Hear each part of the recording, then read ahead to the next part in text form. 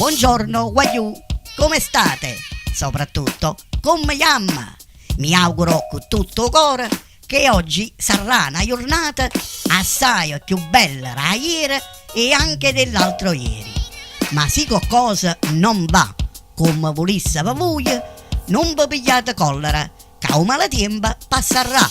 Non può essere tempesta tutti i giorni, perciò se qualcosa non va buono, non vi pigliate collera perché passerà.